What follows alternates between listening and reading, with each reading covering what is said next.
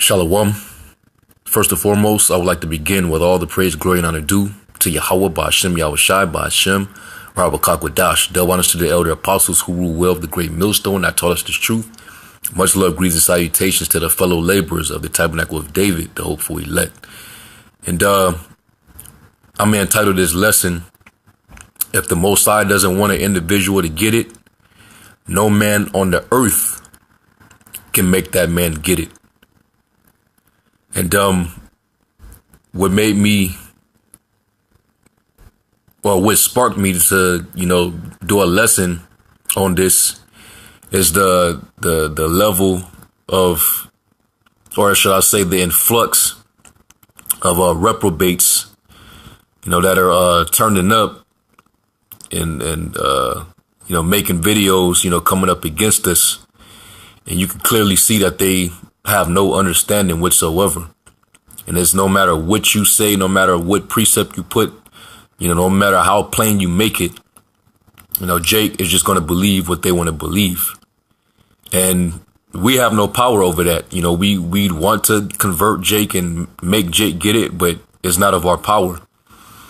So all we could do is just push this word out, and the elect are going to understand. They're going to hear the voice of the shepherd, and they're going to flock to him.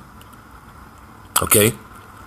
We don't have control over who can get it or who can't, So what I want to do is just go into the precepts and show how if the Lord sends an angel down when a person is trying to get it, if the Most High doesn't want that individual to get it, the angel is going to block the understanding that you can't receive it. But if you are of the Lord's elect, you're one of his servants, the prophets, then the angel is actually going to come down and make sure you receive it. Okay? And the scriptures do say that Yahushai, when you read Colossians, the first chapter, that all the principalities, the powers, the dominions, all these things were created by him and for him. So if the angels were made by the Lord, then that means Yahushai can control who gets this truth or who doesn't. Okay. So I want to start with this example. All right, and this is dealing with the prophet Isaiah, and this is an account of an angel actually coming down to actually give the understanding to Isaiah. Okay, so I'm gonna start at the top. This is Isaiah 6:1.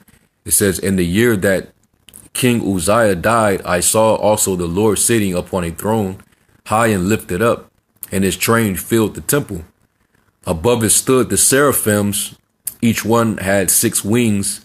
With twain he covered his face, and with the twain he covered his feet, and with twain he did fly." So this is talking about angels. All right.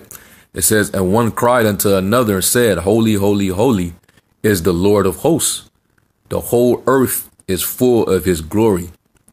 And the post of the door moved at the voice of him that cried, and the house was filled with smoke." That's how glorious that the Heavenly Father is, and even his angels. All right, they have glory of the Father, man. That's why when they come down, they're very bright. All right.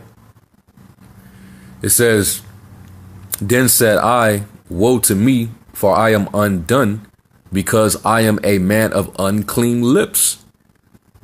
All right, what did he mean by that? Meaning my mouth is basically my lips are uncircumcised. Okay, I don't have bridled lips. I don't know what to say. I'm young. So right here, you're going to see that the Lord used the angel to actually clean him up, basically to seal the understanding within him, because it tells you in Revelation, the 14th chapter, that in the 144,000, basically there's no guile found in their mouths. So they're basically of clean lips. There's no deception among them. They speak the truth because they receive the truth. Okay, they obtained the truth. So it says, and I dwell in the midst of a people of unclean lips. For mine eyes have seen the King, the Lord of hosts. Then flew one of the seraphims unto me, having a live coal in his hand, which he had taken with the tongs from off the altar. Right? And, coal is basically a cleanser. He basically took the cleanser from off the altar. And this is what he did. It says, and he laid it upon my mouth and said, lo, this have touched my lips, and thine iniquity is taken away, and thy sin purged. Okay, because he had sin. Okay, so he had to be cleansed, just like all the elect. We had to be cleaned up. Lord willing, we of the elect. Okay, we had to be cleaned. In the moment that we received this understanding, which meaning in our subconscious, we actually accepted it and we believed wholeheartedly. That was when the process of cleansing began. And we started to search through the scriptures, and our conscience became cleansed with this truth, with this word. And that was an angel that did that in that moment. Okay.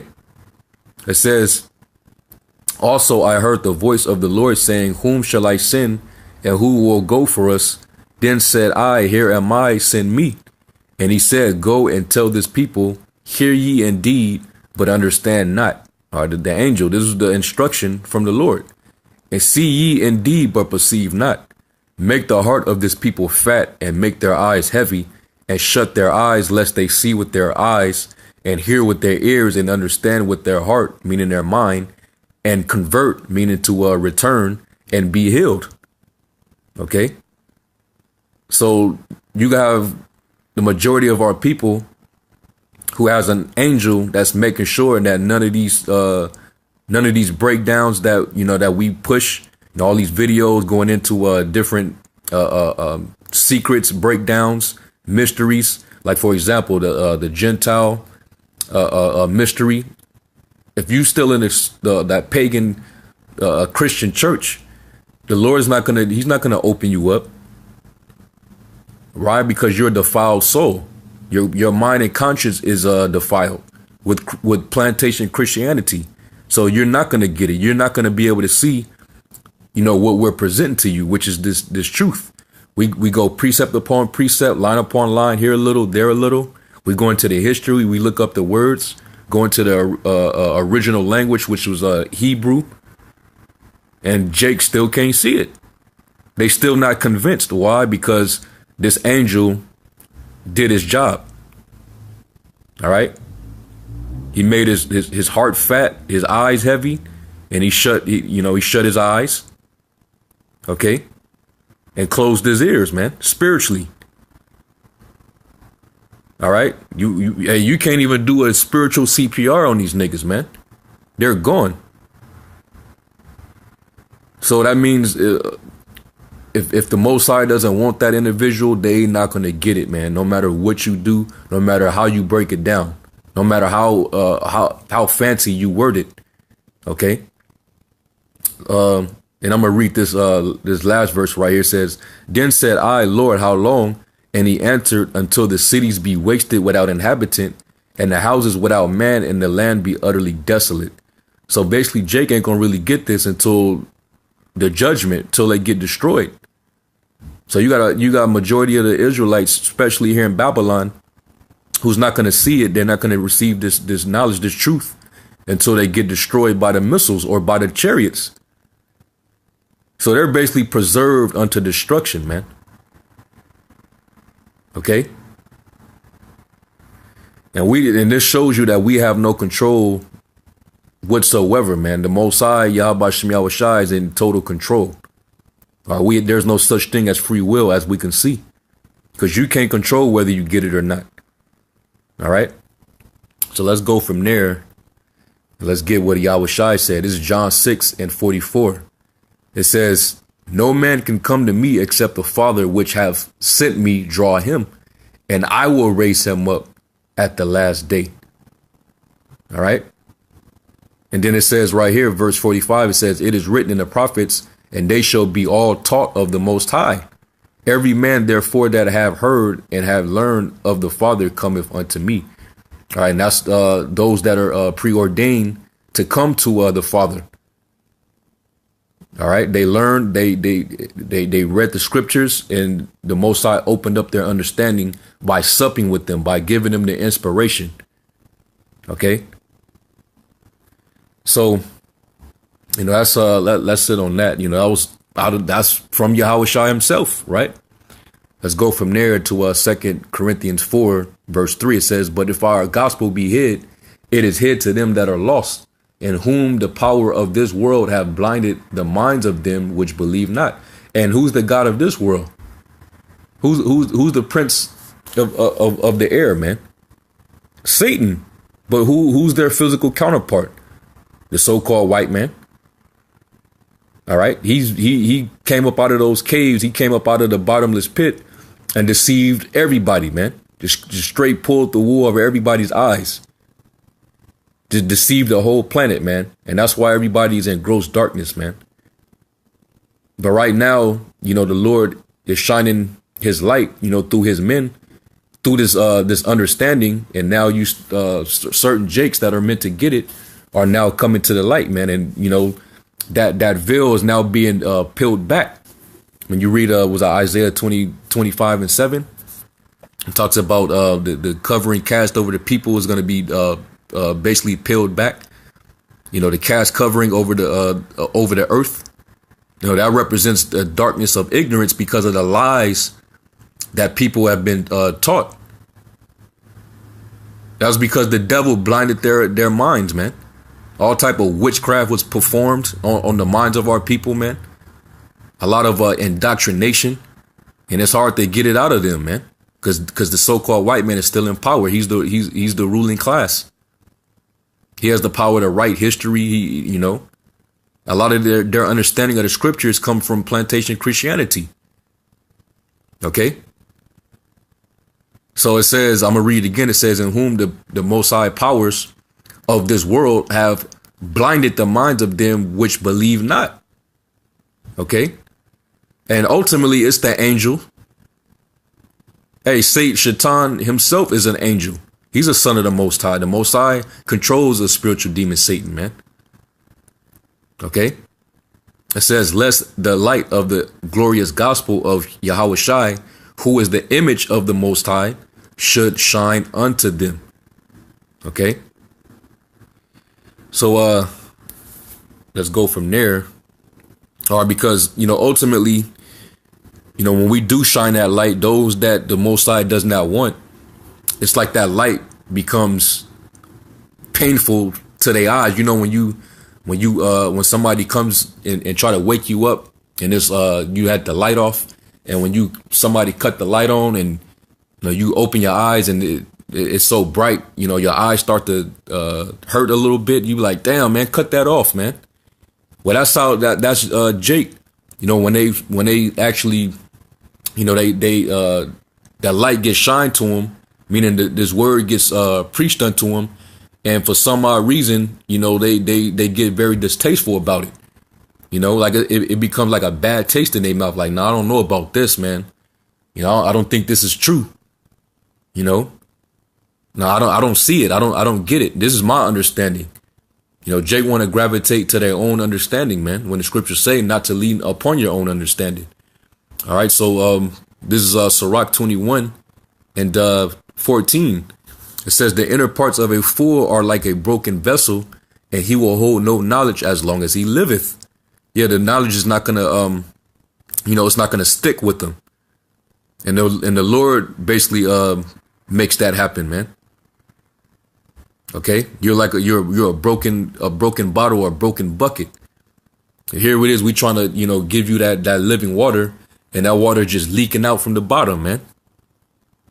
You know, and you rather be dry. You don't even want the knowledge, man. You know, it says, if a skillful man hear a wise word, he will commend it and add unto it. But as soon as one of no understanding heareth it, it displeaseth him, and he casteth it behind his back.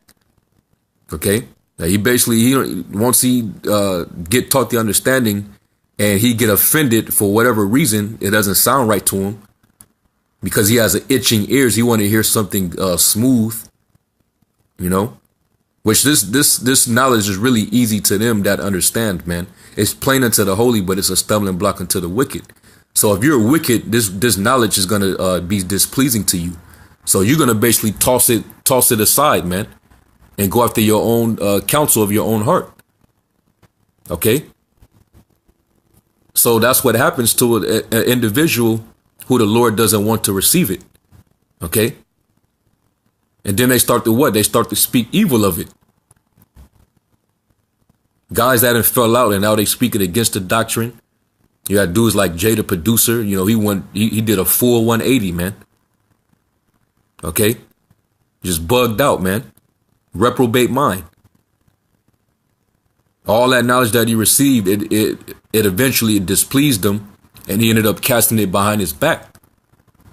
He didn't trodden down the precious jewels of the Lord, man. That's why the scriptures say, give not which is holy unto the dogs, neither cast ye your pearl before swine, man. Because the dogs are taking it and they'll trample over it. They'll rip it up, man. Okay. So that's why this thing really ain't for everyone anyway. This is only for those that are worthy. All right. So let me go from there to 2nd Ezra 12. All right, this is 2nd Ezra 12, and I'll start at 35. It says, "This is the dream that thou sawest. These are the interpretations." And this is Prophet Ezra receiving all these revelations from the angel. So all the prophets that have this truth and these secrets, that's because the angels are dealing with them, man, through the orders of Yahweh Ba'Shem Yahushai. Okay. So Ezra, he got all these prophecies concerning the end by the angel. Okay. That's why it says in Amos 3:7, surely thou will do nothing but showeth his secrets unto his servants, the prophets. Right.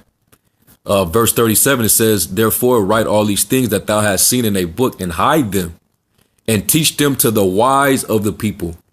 Okay, the wise, whose hearts thou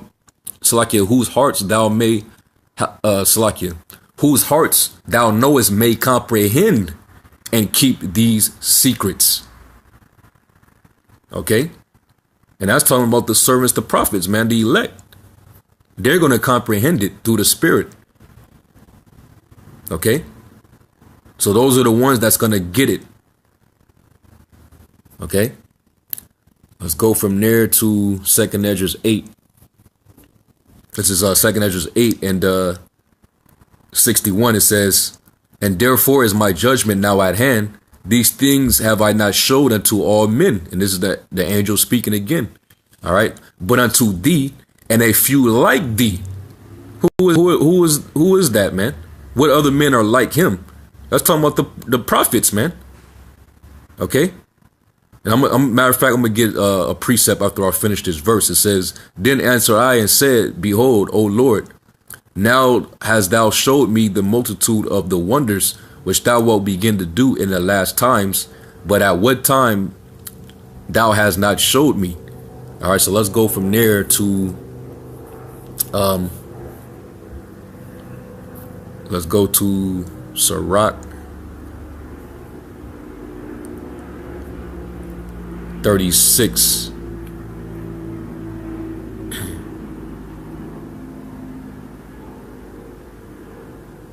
This is Sirach 36 and 14. It says, "Fill Zion with thine unspeakable oracles, and thy people with thy glory. Give testimony unto those that thou hast possessed from the beginning, and raise up prophets that have been in thy name." All right. That's who's like unto Ezra when the angel told him that. It's talking about the prophets who he sanctified from the beginning, who he possessed from the beginning. Okay. And matter of fact, one more precept. Wisdom of Solomon 7.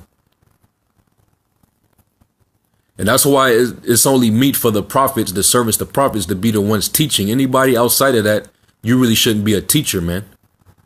Okay? This is Wisdom of Solomon 7. This is dealing with wisdom. All right?